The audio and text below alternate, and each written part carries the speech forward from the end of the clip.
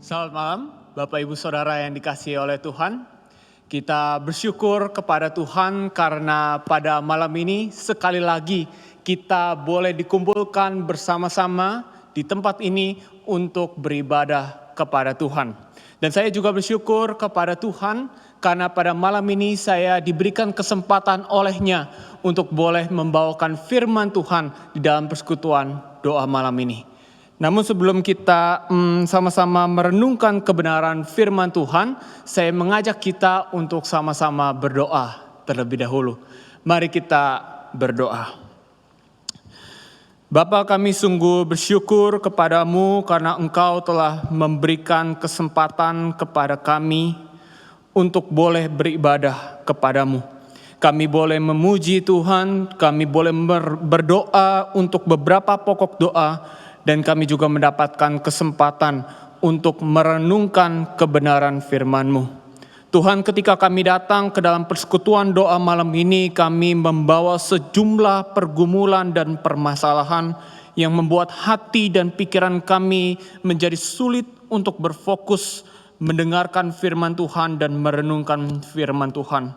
Karena itu, hamba-Mu memohon kepada Roh Kudus yang tinggal diam di dalam setiap kehidupan kami.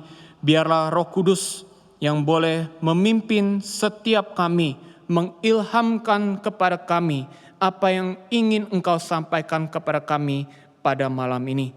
Dan biarlah melalui perenungan pada malam ini, setiap kami boleh mendapatkan kekuatan dan juga penghiburan yang berasal daripada Tuhan.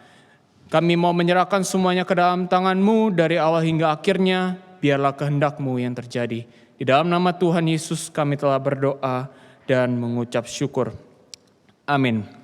Bapak Ibu Saudara, perenungan kita pada malam ini diberikan tema nafsu yang menghancurkan. Mari Bapak Ibu Saudara, saya mengajak kita untuk sama-sama membuka Alkitab kita masing-masing. Mari kita buka dari Amsal 7. Ayatnya yang ke-25 sampai dengan yang ke-27. Amsal 7 ayat 25 sampai dengan yang ke-27. Saya akan membacakannya bagi Bapak Ibu Saudara sekalian, dan silakan Bapak Ibu Saudara menyimaknya di dalam Alkitab masing-masing. Amsal 7 ayat 25 sampai dengan yang ke-27. Demikianlah bunyi firman Tuhan. Janganlah hatimu membelok ke jalan-jalan perempuan itu, dan janganlah menyesatkan dirimu di jalan-jalannya. Karena banyaklah orang yang gugur ditewaskannya, sangat besar jumlah orang yang dibunuhnya. Rumahnya adalah jalan ke dunia orang mati yang menurun ke ruangan-ruangan maut. Sedemikian jauh pembacaan firman Tuhan pada malam ini. Bapak Ibu Saudara, dosa perzinahan adalah dosa yang sering kali dilakukan oleh banyak orang. Bahkan masa pandemi pada seperti ini, di masa-masa pandemi corona seperti ini, di masa-masa PSBB seperti ini sudah bukan lagi menjadi halangan bagi mereka untuk melakukan dosa perzinahan. Hal ini diperlihatkan di dalam salah satu berita yang dirilis oleh tribunjakarta.com pada hari Jumat tanggal 4 September tahun 2020. Jadi di dalam berita ini diperlihatkan bagaimana orang tua murid itu berselingkuh dengan salah satu guru di sekolah dasar negeri Cipete Selatan. Mereka sudah berselingkuh dan berzina selama kurang lebih 4 tahun. Berarti di tengah pandemi seperti ini pun mereka tetap melakukan perselingkuhan dan perzinahan tersebut. Bapak Ibu Saudara, suka atau tidak, disadari atau tidak, kita juga tidak berbeda daripada istri orang tua murid ini dan juga guru SD negeri tersebut. Kita suka melakukan dosa perzinahan. Tetapi Bapak Ibu Saudara, dosa perzinahan yang saya maksudkan bukanlah perzinahan dengan suami orang lain. Bukan juga perzinahan dengan istri orang lain atau pacar orang lain. Bukan Bapak Ibu Saudara. Yang saya maksudkan adalah perzinahan dengan dosa. Di dalam hidup kita, kita pasti punya satu dosa favorit yang selalu kita lakukan. Nah, mungkin saja Bapak Ibu Saudara, dosa favorit kita adalah melakukan korupsi kecil-kecilan, melampiaskan emosi yang tidak terkendali, suka untuk berkata-kata kasar setiap hari, mengakses situs-situs pornografi, menyimpan dendam kepada orang lain, sampai-sampai kita tidak bisa memaafkan mereka. Malas untuk memiliki hubungan pribadi dengan Tuhan, atau juga bisa juga menyebarkan isu-isu yang tidak benar tentang seseorang dan lain sebagainya. Ada begitu banyak dosa favorit yang bisa kita miliki dan kita lakukan pada hari ini. Karena itu Bapak Ibu Saudara, celakalah kita apabila kita mengetahui kita suka melakukan dosa-dosa favorit kita. Kita suka untuk hidup di dalam dosa-dosa kita, tetapi kita tidak pernah mencoba untuk berhenti melakukan atau menghidupi dosa-dosa favorit kita.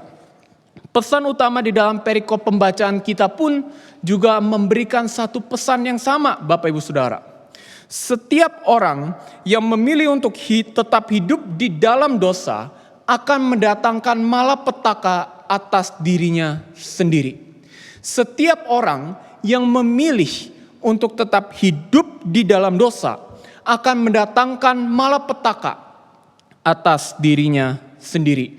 Inilah peringatan yang bisa kita lihat di dalam perikop pembacaan kita pada malam ini. Peringatan yang ada di dalam perikop pembacaan kita pada malam ini diawali di dalam ayatnya yang ke-25. Ayat 25 mengatakan seperti ini, Bapak Ibu Saudara.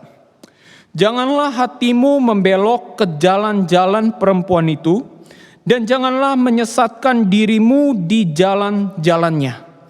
Bapak Ibu Saudara, secara khusus saya ingin kita memperhatikan dua kata di dalam ayat 25, yaitu kata hatimu dan kata menyesatkan. Jika kita melihat kata hatimu, Bapak Ibu Saudara, di dalam ayat 25 begitu ya. Kita melihat ke dalam bahasa aslinya, maka sebenarnya kata hatimu ini sedang mewakili perasaan, keinginan, dan pikiran seseorang. Berarti ketika penulis Amsal menggunakan kata hatimu, itu sebenarnya penulis Amsal sedang membicarakan keseluruhan aspek hidup seseorang. Itu kata hatimu. Lalu kita coba lihat Bapak Ibu Saudara ke dalam kata menyesatkan. Kalau kita lihat ke dalam kata menyesatkan di dalam bahasa aslinya, maka kata menyesatkan ini bisa juga diterjemahkan dengan kalimat seperti ini. To depart from an established course or norm.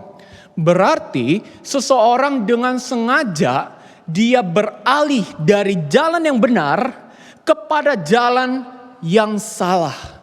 Itulah yang dimaksudkan oleh penulis Amsal ketika dia menggunakan kata menyesatkan. Bapak Ibu Saudara, kalau kita lihat dari kata hatimu dan kata menyesatkan, maka ayat 25 kalau kita mau susun ulang dengan kalimat yang bebas, dia akan berbunyi seperti ini. Janganlah perasaanmu, keinginanmu, dan pikiranmu meninggalkan Tuhan dan beralih kepada dosa. Nah, pertanyaannya begini, Bapak Ibu Saudara. Kenapa peringatan ini diberikan di dalam ayat 25? Tujuannya apa? Nah, Bapak Ibu Saudara, tujuannya sangat jelas. Jadi, penulis Amsal ingin agar perasaan, keinginan, dan pikiran manusia tidak beralih kepada dosa. Karena begini Bapak Ibu Saudara, kalau sampai perasaan, keinginan, dan pikiran seseorang itu berbalik dari Tuhan dan berjalan kepada dosa, maka sebenarnya sudah ada malapetaka yang akan menimpa mereka. Saya ulangi, sudah ada malapetaka yang akan menimpa mereka. Dan hal ini terlihat dengan jelas di dalam ayatnya yang ke-26 sampai dengan yang ke-27. Bapak Ibu Saudara, kalau kita lihat ke dalam ayat 26, maka sebenarnya kita akan menemukan satu kata yang dibilang dibunuhnya. Nah Bapak Ibu Saudara, kalau kita lihat ke dalam bahasa aslinya, maka sebenarnya kata dibunuhnya ini dapat diterjemahkan dengan kalimat seperti ini. To strike sharply or heavily, especially with the hand, or an implement held in the hand with deadly intent. Berarti dosa itu dapat digambarkan seperti seseorang yang selalu mengeluarkan perkataan yang manis kepada kita. Tetapi di balik perkataan manis itu terdapat satu rencana yang jahat yang sudah disediakan bagi kita. Nah Bapak Ibu Saudara, kalau saya ingin mengambil satu contoh, mungkin saya akan mengambil contohnya dari relasi antara Thor dengan Loki. Bapak Ibu Saudara, di dalam film Thor Ragnarok yang dirilis pada tahun 2017, diperlihatkan di dalam film itu Thor bekerja sama dengan Loki untuk melawan musuh mereka. Nah kalau mungkin Bapak Ibu Saudara ada yang tidak mengetahui siapa itu Thor, siapa itu Loki, maka Thor itu adalah pria yang berambut pirang dan Loki adalah pria yang berambut hitam. Mereka berdua itu bekerja sama untuk melawan musuhnya. Jadi terlihat di dalam film itu Thor dan Loki sepertinya mempunyai hubungan yang baik. Tetapi Bapak Ibu Saudara, di balik hubungan yang baik itu, sebenarnya Loki itu tidak suka dengan Thor. Jadi di balik senyumannya Loki, di balik perkataan manisnya Loki, di balik kerjasamanya Loki dengan Thor, sebenarnya Loki sudah merancangkan satu rencana jahat yang akan dilampiaskan kepada Thor. Nah begitu juga dengan dosa Bapak Ibu Saudara. Dosa itu selalu menawarkan hal-hal yang menarik kepada kita. Hal-hal yang memikat hati kita. Tetapi ketika kita terpikat dengan dosa itu, kita menuruti dosa itu akan langsung menyeret kita menjauh daripada Tuhan.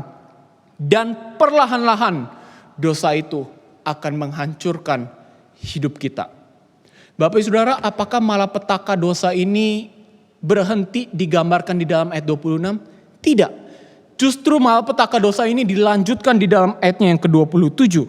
Bapak Ibu Saudara, di dalam ayat 27 kita bisa menemukan satu kalimat yang disebut sebagai dunia orang mati. Nah Bapak Ibu Saudara, kalau kita lihat ke dalam bahasa aslinya, sebenarnya dunia orang mati itu bisa disebut sebagai Sheol. Nah menarik Bapak Ibu Saudara, karena penulis Amsal itu punya satu tujuan spesifik. Kenapa dia menggambarkan dosa dengan dunia orang mati atau yang disebut juga sebagai Sheol. Nah alasan spesifiknya itu ternyata sudah diungkapkan oleh salah satu teolog yang bernama Tremper Longman. Jadi Tremper Longman III itu mengatakan Sheol di dalam Amsal seringkali digambarkan sebagai monster dengan rahang yang sangat besar. Dan juga monster yang mencengkram tangan korbannya. Menggunakan tulah dan cambuk untuk membunuh korbannya. Serta jerat dan perangkap untuk memuaskan nafsu makannya yang tidak pernah terpuaskan. Dengan kata lain, saat perasaan, keinginan, dan pikiran kita tertuju kepada dosa, bukan kepada Tuhan, tertuju kepada dosa, maka sebenarnya kita sedang hidup bersama-sama dengan monster yang mengerikan ini. Dan ketika kita tinggal bersama dengan monster yang mengerikan ini, monster ini akan menyeret kita semakin jauh daripada Tuhan, sehingga relasi kita dengan Tuhan semakin melemah. Bapak Ibu Saudara, saat relasi kita semakin jauh daripada Tuhan, saat diri kita semakin jauh daripada Tuhan, kita tidak akan lagi khawatir apabila hidup kita tidak sesuai dengan kehendak Tuhan. Kita tidak akan khawatir apabila hidup kita menjadi kutuk dan batu sandungan bagi sesama kita. Dan kita juga tidak akan khawatir apabila murka Allah sudah tersedia bagi kita. Karena itu Bapak Ibu Saudara, bukan sebuah kebetulan kalau hari ini tema perenungan kita diberikan temanya nafsu yang menghancurkan. Saat kita memiliki nafsu untuk terus-menerus hidup di dalam dosa kita, untuk terus-menerus melakukan dosa-dosa favorit kita, sebenarnya malapetaka sudah ada di atas kita. Kita mendatangkan malapetaka atas diri kita sendiri.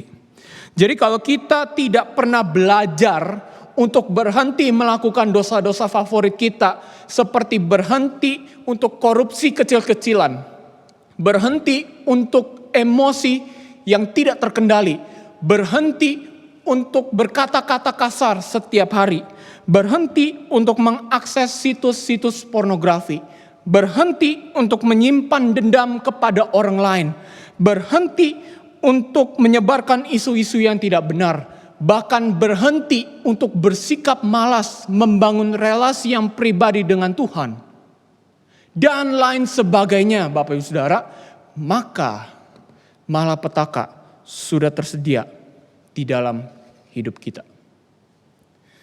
Saya ingin menutup perenungan kita pada malam ini dengan mengutip pernyataan daripada Tremper Longman.